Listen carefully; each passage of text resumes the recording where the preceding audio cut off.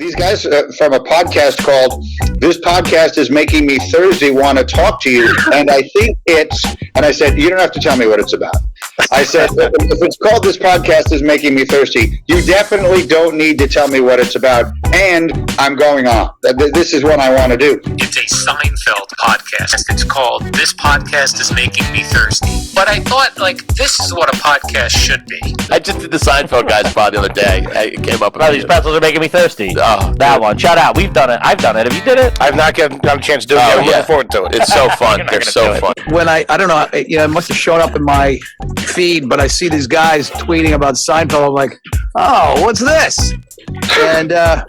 And I find it's a podcast called "This Podcast Is Making Me Thirsty." One of the most popular Seinfeld podcasts is "This Podcast Is Making Me Thirsty," co-hosted by Chris O'Hara and Tony Chulo. Welcome to "This Podcast Is Making Me Thirsty," the number one destination for Seinfeld fans. This is 2 Up and 2 Down. Here's our producer, Chris, to start us off.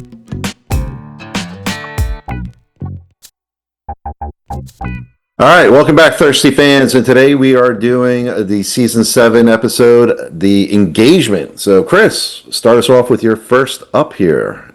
The Engagement, September 21st of 1995. September 21st, that's usually the first day of autumn there. 37.6 million people kicked off Season 7. Unbelievable. So, folks, 2 ups, 2 positives of the episode, and 2 downs, 2 negatives, things we didn't like about the episode.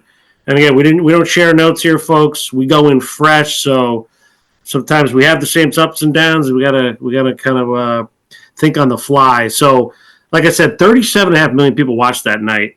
What else was on that night? On ABC, The Monroes was on. Fun fact. Lynn Clark, you might know her as Vanessa from the early episode of Seinfeld, was in that episode of The Monroes. I've never watched The Monroes, but maybe some of you want to catch up on that. CBS, we talk about this a lot. Too Hot to Skate was on. Another skating theme. I mean, man, did the 1990s love skating or what? Katarina Witt, Yamaguchi, the whole thing. And then Fox, of course, always put up New York Undercover up against Seinfeld. So there we go.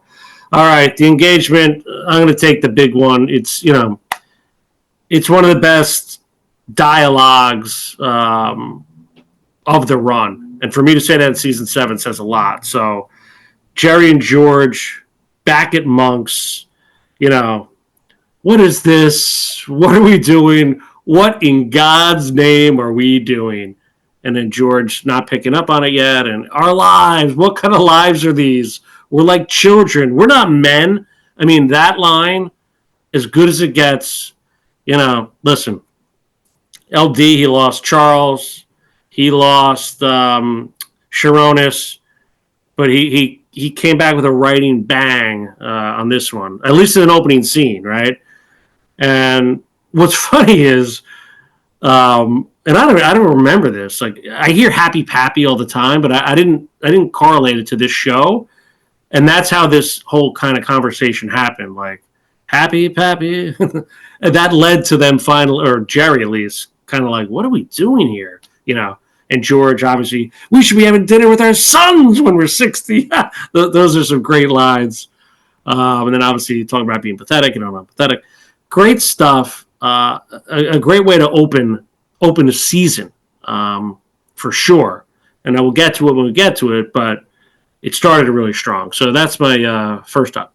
Yeah, a terrific scene. So, yeah, great conversation. Definitely worthy of an up there.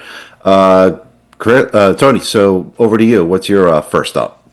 Yeah, I mean, an all-timer, like you said. I remember Al Dukes pushed hard for that to win the best lines bracket, if I recall. Yeah, I mean, it's an all-timer. Nothing else to say on that one. Obviously, one of the best. I like when Jerry says Happy Pappy, by the way, when he calls the girl back. He says it really funny, which I forget him saying it. I always remember George saying it. Yeah, listen, I'm going to go with a scene. We rehashed this stuff, but again, one of the best is when the up to the down sort of when, George comes in to tell Jerry he's getting married. You're getting married. And then, I was just like the guys in the movies. I was persistent, and then when Jerry's like, I broke up with her, and George is just like, she scooped the niblets. And Jerry's like, that one was so vexing. That's what was so vexing. What about the back? He gets just enough yelling George there, not the crazy George. Just like, Jerry's like, you stuck your hand out, so I shook it. Just a wise. It's just Jerry deadpan, and it's so freaking. George is just so pissed. But you like her, right? Yeah, you love her, right? Yeah. No, I just thought, hey, we need some champagne. And then Jerry's looking around. No champagne. I do that all the time, by the way. One of the best Jerry lines of all time. It's all excited and no champagne. Just, sorry, we're not selling nothing at George Farwell. Because, so we'll see the movie. Yeah, we'll see the movie. Yeah. They're just, that's it. They just leave. Athena Massey front of the show with us, peas one at a time. And at the beginning, other front of the show, Renee Faya, both. We talked to, and both were great. Both had, not a lot of lines, but very memorable, obviously. But just throwing that out there. But that scene is just great, George and Jerry. Just from George so excited, and Jerry's just like, yeah, we broke up. She ate her peas one at a time. But we had corn, and she scooped the niblets. George is just like, scoop the niblets, huh? Yes, that's what's so vexing. I like when Jerry says vexing. I don't know why. Hell of a scene. So that's my first up. Thank you, Tony. So now back to you, Chris, with your second up. Yeah, Mountie could eat 45 peas at a time. I wouldn't care. You know what I mean? So, all right. So that scene, and I'm gonna flip to another scene back at the apartment when kind of the highs and lows of Jerry. He was so pumped up about his conversation with George, and he tells Kramer. And then Kramer gets into his speech about marriage and family and classic K-Man, right? They're prisons, man-made prisons. You're doing time. You get up in the morning, she's there. You go to sleep, she's there. It's like you got to ask permission to use the bathroom. Is it right if I use it? So his whole thing, forget about watching TV, it's in her, completely brings Jerry back down to earth. And then obviously that, assuming Kramer's speech kind of led to Jerry just not caring anymore, and then, obviously making a big deal about the peas, you name it. So the K-Man, how was your day? Kramer doing his thing on marriage is incredible. And obviously, Kramer's a swinging guy. He's mentioned marriage a little bit in the past, the wheelchair girl, the whole thing. But at the end of the day, no one sees Kramer ever settling down, and he's got a lot of reasons behind it here. So funny stuff back at the apartment after Monk's Kramer and Jerry for sure. Yeah, that was another great conversation. So yeah, I'm glad it made the list here for an up. So Tony, over to you. What do you have for your second up? Yeah, and Kramer's like, and then you started thinking there's something more to life. Let me clue in on something. There isn't. He's just right up. How was your day, honey? What was your day? It's unbelievable. I love using that line all the time, the whole eating and talking thing. Great Kramer. I mean, this is good stuff there. My second up, listen, I'm a sucker for Frank and Estelle. I think sometimes O'Hara likes to say they bring him in for no reason, or they'll have these phone calls, or maybe they overdo it. I thought this was a perfect amount. Just get them in, let them find out the scoop. First thing Estelle says is, Frank, come here. He yells, you come here. Just right off the bat, I love it. Just everything they say, they kept it real succinct, he's getting married to a woman, and then, is she pretty? Like, what difference does it make? And then, Estelle gets on the phone, may I ask why? That's pretty good. Then they're arguing over the phone, and then just ends it, gets in, gets out. Good little conversation. Shows, what they're getting into. Interesting they hadn't met Susan in the previous times of dating. I guess George doesn't bring her, doesn't get it until he's ready to settle down. That kind of always threw me a little bit, but makes some sense. Why is George going to introduce anyone to his parents unless he has to when they're going to get married. I guess is what he's thinking.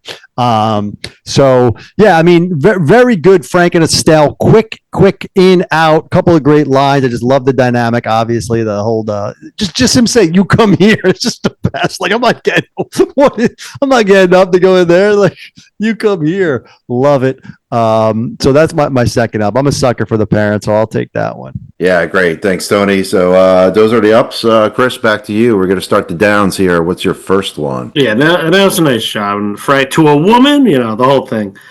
All right, listen. So I think we talked about a lot of dialogue. It's good. It's very solid dialogue. But dialogue doesn't always make for an incredible episode. So here we go. For me, I mean, I'm going to take the big one here. It's the dog barking stuff with Elaine.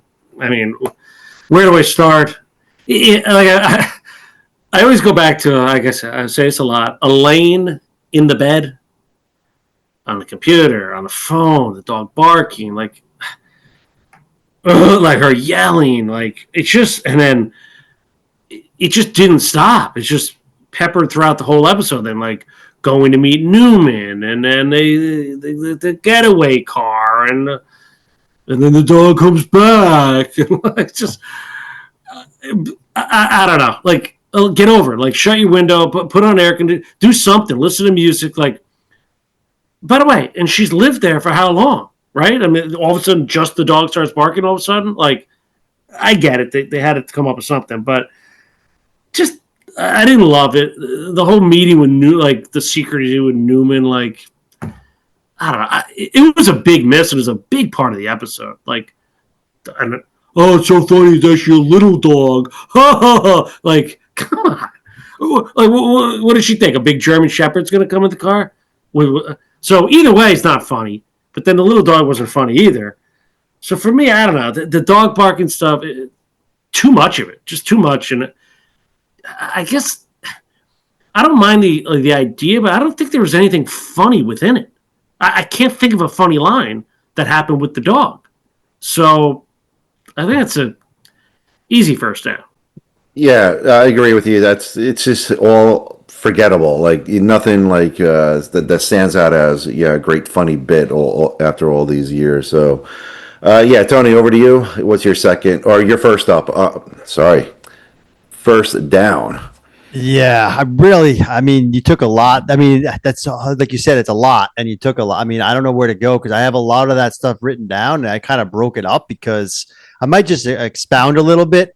I agree, it's terrible, and it's a lot of the episode. So the van stuff, they were trying to be like the sniffing accountant with Newman, Kramer, and Jerry. I think it was a big miss. Even the whole I tell Ty about the son.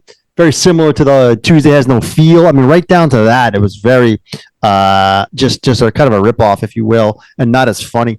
I because you gave so much there around the dog, I'm just going to give this part that I didn't like because you didn't really touch on it, so I'll take it. I thought the Newman angle was ridiculous. The whole mastermind and secrecy. What are we doing? Like, why can't anyone know? Like, it made no sense. Even when Elaine goes, I was sworn to, when Jerry's like, who was the big mastermind? And Elaine's like, I was sworn to secrecy.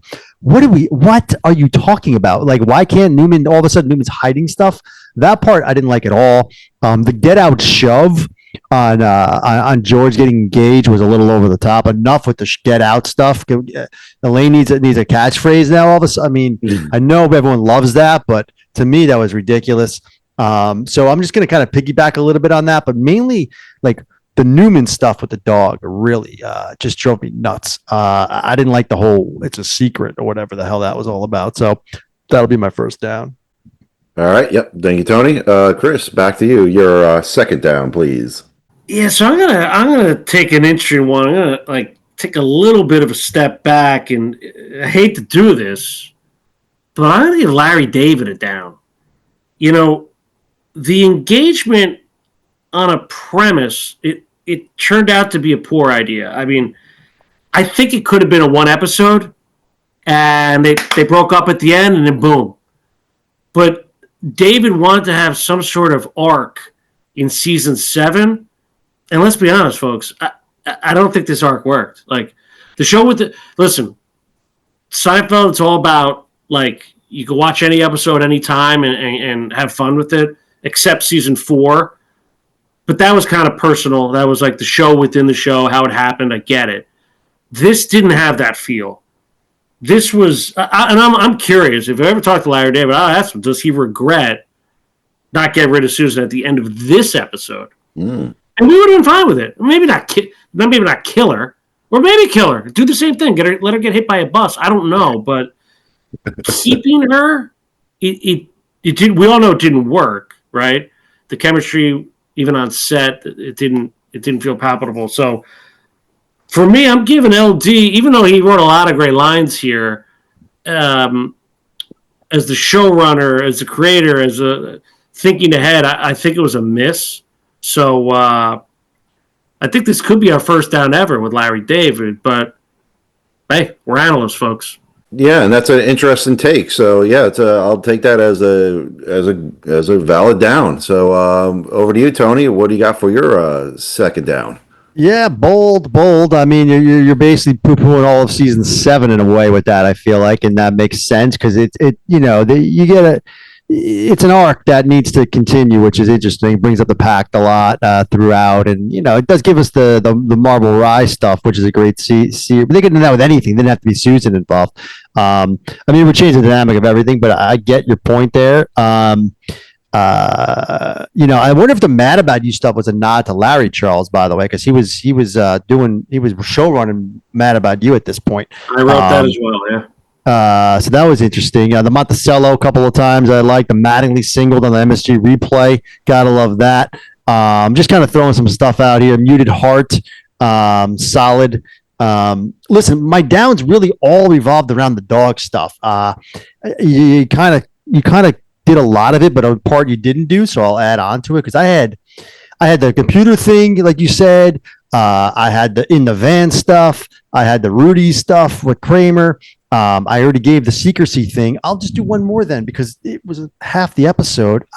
I didn't love the whole, now they're getting arrested and then Newman comes out. This place is going to be swarming with mailmen. Like, what does that even, like, comes out what took you so long? This place will be swarming with mailmen. So all the mailmen just get together if one of them kills a dog and they all get, I don't understand how that's going to, it just did not work. I think to your point, Larry David was like, all of the marriage stuff, the Kramer conversation, the what are we doing with our lives stuff, the one I gave with the up and the no champagne, all great. And he was like, fuck, we got to do something for Elaine and Kramer. And I think this is all he had. And it was just terrible. It just did not work at all. In my book, I thought that, a friend of the show, Tim Kaiser on the pier when George is doing his thinking was solid. So a lot of stuff here. But my down really just revolves around the Newman stuff, the getting arrested, the callback to Rudy's, and then it ties it all into Lane saying, what am I doing with my life? I got to make changes kind of stuff. I don't know. I think this is like a half an episode in a way, right? It's like part of it's good and part of it's bad. And to O'Hara's point, maybe they should have used the second half to break up the engagement. Maybe that's what they should have done and just done that somehow and then, moved on with their lives. So yeah, this does fall flat a little bit there. So I think the whole, just to tie in the dog stuff, I did like Elaine's voice early on. I thought her voice was nice in the first scene, her voice, her hair, solid Elaine there. So, but anyway, my down is the Newman stuff and the getting arrested stuff. So second down. All right. Thank you, Tony. So that's the ups and the downs there. Chris, back to you. Final thoughts and your grade. What do you got for the engagement? Yeah, it's funny you mentioned the voice. I did read that she actually did lose her voice in I've worked because of yelling at the dog, similar to Jerry in The Maid. So they went with it and it worked. So there you go. Again, Kramer, like, kind of, other than his speech, was a weak episode. I mean, he was essentially just the getaway driver, right? Like, and like setting up the meetings. Just like, I mean, talk about nothing for Kramer. It was oof. And then how did Roxy the dog get into the apartment building? It's not a house. It's not scratching at the door. I mean, come on. Like, and you're right. The ending with Elaine, I didn't love. It was kind of like they mirrored what they said, right? I'm not a woman. I'm a child. Like, kind of that bow like they put on with the pilot and the finale, right? So, yeah, Mad About You, interesting. Yeah, I wonder if that was a nod or a dig towards Larry Charles. I don't know. I could see both with LD. You never know with that relationship. So, interesting episode. Like I said, Athena Massey, Mario Joyner was in it. There's like a lot going on. Muted Heart. I actually didn't like those scenes. Like, I think they played it a little too much. Like George completely went to the other side. Like, oh, you're wearing that. I don't know. It was just a little much. So this is the tough one because there are so many good lines. But you're right. It felt like half an episode, and like half its episodes. That's not what Seinfeld is. Like, back season 4, season 5. Like we're you're itching for more. Here it's like, well, what are we doing? Like, so yeah, I'm stuck on the dog barking. Forget it. I mean, but this is a tough one. I do think LD regret this. They could have ended it. And you made a great point. Like maybe they should have redone the whole back half of the episode on how they break up with her or whatever. He made a mistake, and we all would have been fine with it. Again, this kicks off season 7, and I said it kicked off great, but it almost like it's almost like boom, you hit it off the bat, you think it's a home run, and then it's almost like that Piazza, you think it's a home run against the Yankees in the World Series, and then Bernie catches it. You know what I mean? Deflating. It's kind of what this episode is. So, long story short, I got 2 grades. C- for the engagement. Now, am I going to turn it off? Tony's got a barometer there. C. Probably not. But it's just, it's average. And it kind of, like I said, it sticks with me more because it sets the tone for what just gets worse in these later seasons. So that's in my head. So C- for the engagement. Yeah, and I think it gets a C- because, like you said, you got the highs of the conversation that George and Jerry have, and Jerry and Kramer, but then you have all the dog stuff, which is just terrible. So, Tony, what do you got for us? Yeah, it's a little lower than I thought he was going to go. I think he's giving Larry David a down. I figured he was going low. I'm not as down. I should say this. I think I'm giving more credence to the "We're Not Men" and the "No Champagne" and the Kramer lines. I think that's enough. The dog stuff does bring it down, though. I mean, you can't go too high, so I'm not going crazy here. But I've been going back and forth here. I have a few myself. I'm going to go a notch a little bit higher here. I'm going a clean C for the engagement. It's hard to go much lower than that for me for Larry David. I mean, he's given a down Larry David because he thinks this maybe affected everything downstream, which is a fair point. Happy Pappy. I mean, there's a lot here. I'm much more comfortable criticizing people behind their backs. Pretty solid line there by George. You got Frank Marcel, like I said, just lines. Well, it's Larry David writing. It's basically it's a half an episode. So if you're going A and you're going B, going to come together to right down the middle. That's where I'm landing. So that's why I say C. He dropped a little bit lower, C-. I think both are fair. To me, it's going to be what it's going to be. Season 7, the kind of the beginning of the end, if you will, and so that's kind of where it sits for me. A solid C for the engagement. Yeah, so there you go, folks. Yeah, this is us ranking each episode against each other, all the other Seinfeld episodes, and yeah, this one just falls in the bell curve of the C range. So yeah, I agree with those grades. So yeah, again, thanks everybody for tuning in, and we'll see you on our next one.